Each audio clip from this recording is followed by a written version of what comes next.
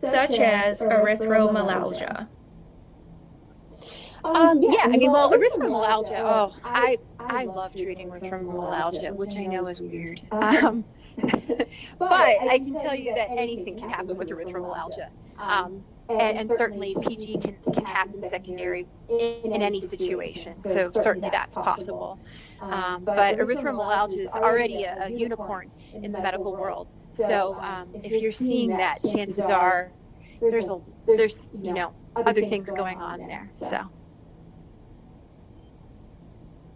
And for PG, we've got a few questions here about anesthesia for biopsying. So can you talk about whether or not topical anesthetic is enough, or if you're using any injectables, how and what you're using? I mean, it really depends on the patient. There have been times when topical anesthesia has been okay and we've gone for it, and then there's times when I absolutely do have to give a small, injection with whatever local anesthetic that we have. The other thing that I often will use to help ease the injection with these patients, because of the level of pain they're in, is a vibrational device. And again, don't mean to call out the brand name, but the one name that I've been exposed to in dermatology over and over again is called the Buzzy. And it's basically just this little vibrational device that was developed by a pediatric neurologist for when she gives injections. But it was embraced by the derm world for when they give injections on the face. So basically, it's this vibrational device that you put on the skin for about 60 seconds prior to injecting or prior to doing whatever procedure, and it's working on the gate theory. So it's a nice little inexpensive device to use, in addition to cold spray if you want to use that. That really kind of knocks out as much as a little bit of that pain of the injection site. So again, I've done local only, and I've done injection. I've done both. It just really depends on the patient, the quality of the skin, how much pain they're in, and so really just I hate to say it, it's patient dependent. It's not one size fits all.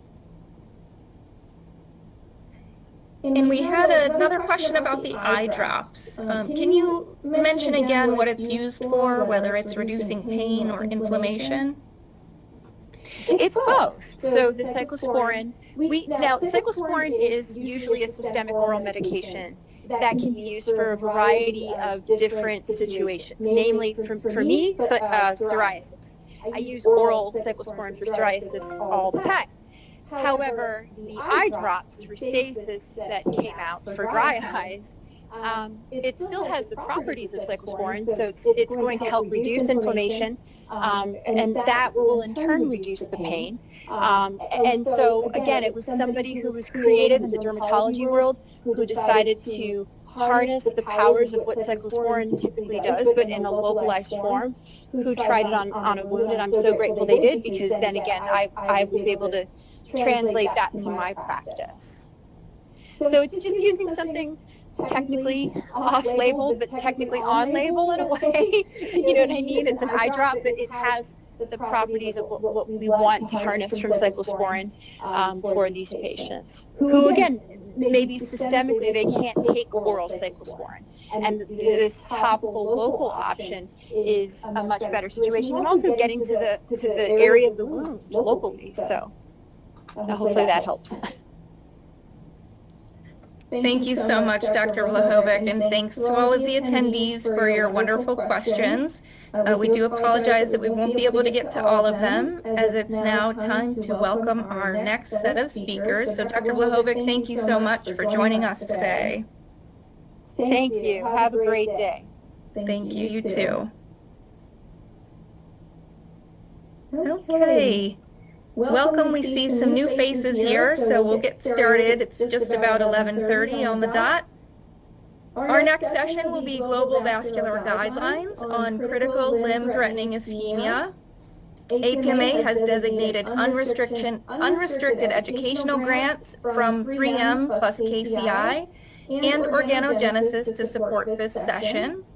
We will have a few minutes at the end of the panel to address questions. So if you have any questions, please type them in the questions box in the GoToWebinar toolbar, or look for a chat bubble with a question mark to open the questions box.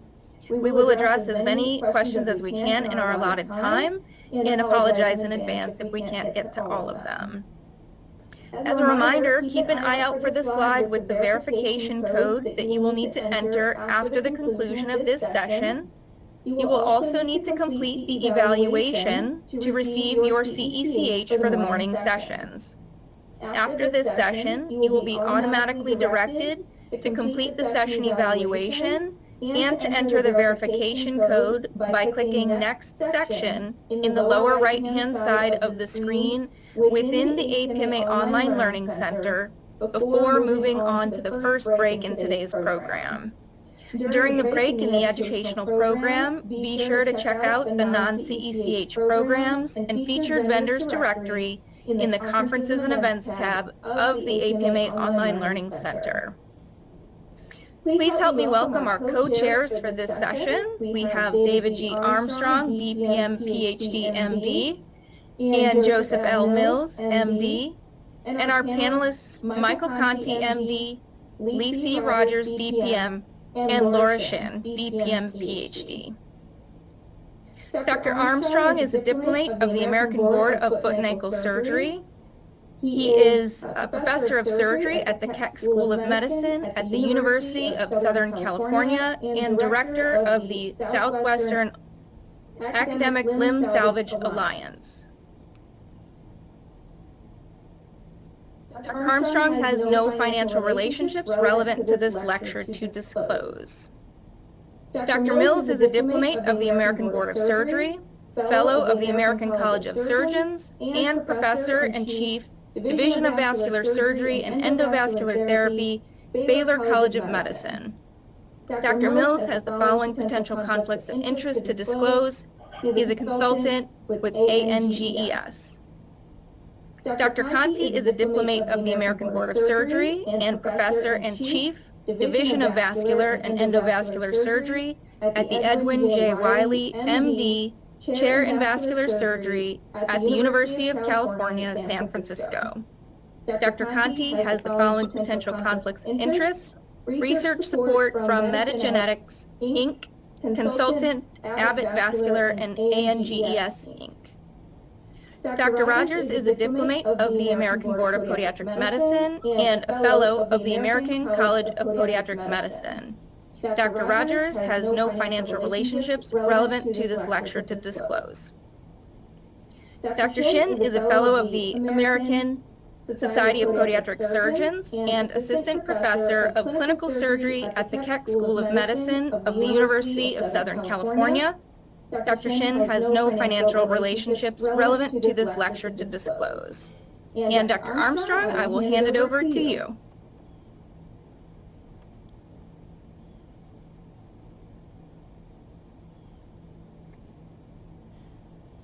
We're not hearing sound from you, Dr. Armstrong. Let's double check here.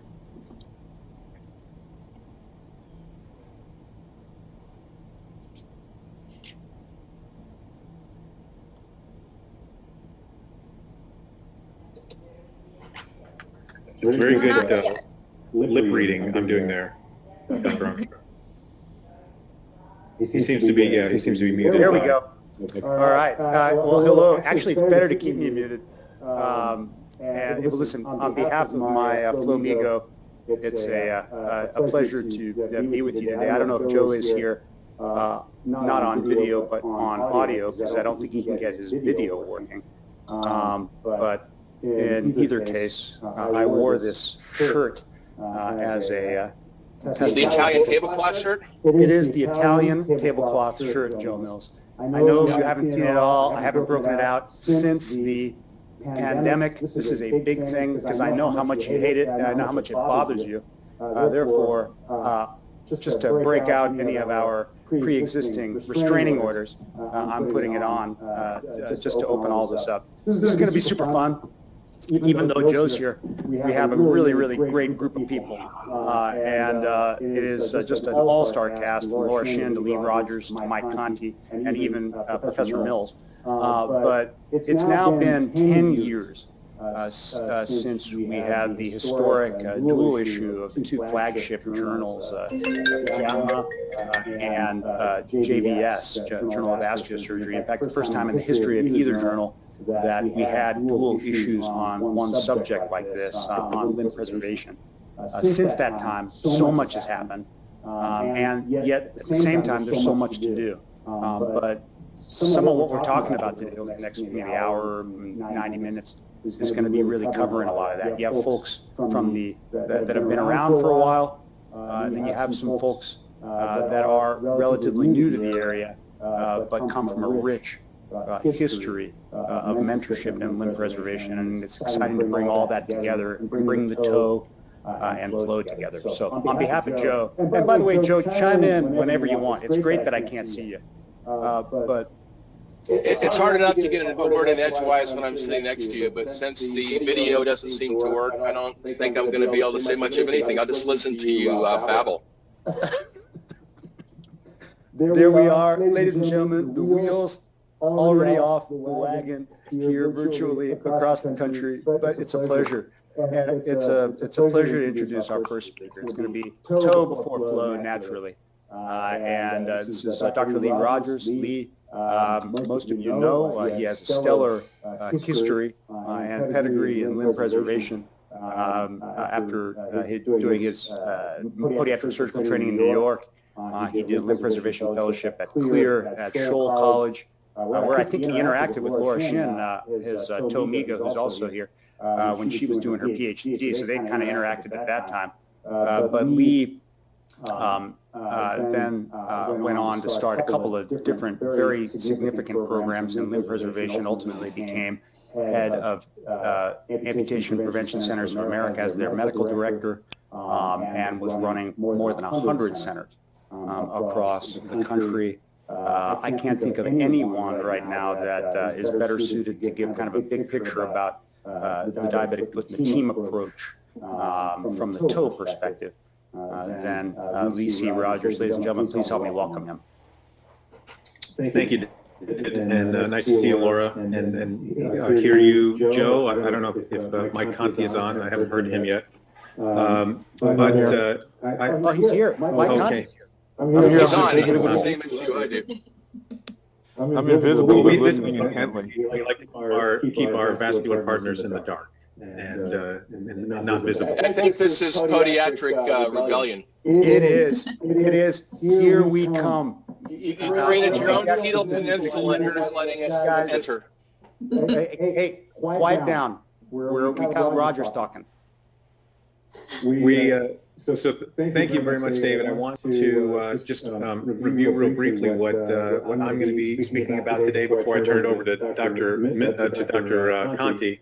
I'm going to talk briefly about the SVS APMA Alliance, the toe and flow document that was published by the joint publication in the Journal of the American Podiatric Medical Association and the Journal of Vascular Surgery. I'll also briefly touch on how COVID is changing the care in this group of patients, and then I'll turn it over to Dr. Conti to discuss what the DPM needs to know about the global vascular guidelines. So I'm going to share my screen now here. I don't have that as an option. Yeah, this is... Yeah. Oh, there it is. Now I have it as an option. Okay.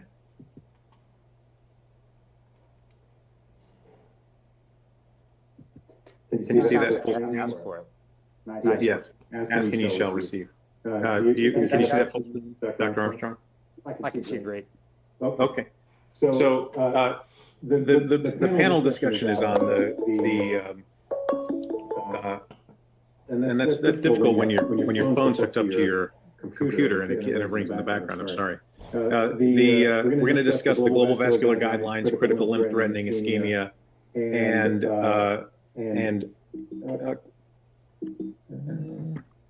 There we go.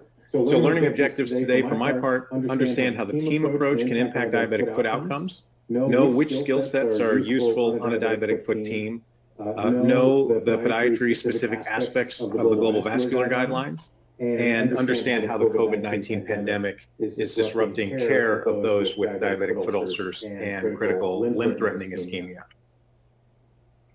I have no disclosures, and I won't be discussing any off-label use of drugs or devices.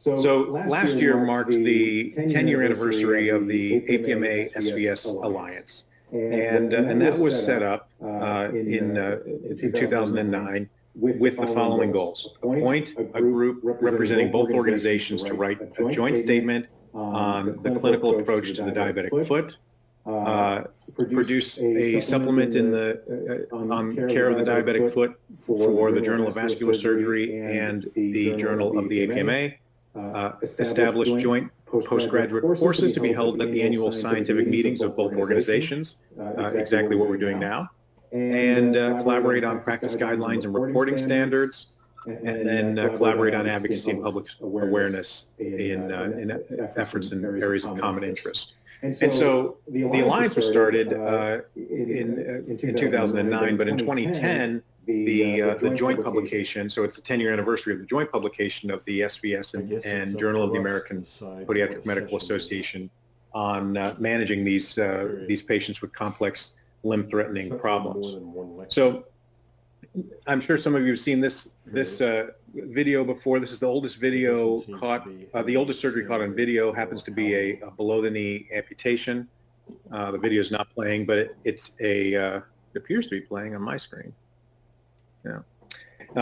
The cover of the Lancet back in 2005 had this quote, that every 30 seconds somewhere in the world a limb is lost as a consequence of diabetes, and due to the change in demographic and increasing prevalence, we can update that now to every 20 seconds somewhere in the world a limb is lost as a consequence of diabetes. And George Bernard Shaw, who was a playwright from Ireland, said that he marvels that society would pay a surgeon such a large sum to remove a person's leg, but nothing to save it. And that probably is still true in the system that we have, which is a pay for procedures type of system and not necessarily a pay for performance or prevention.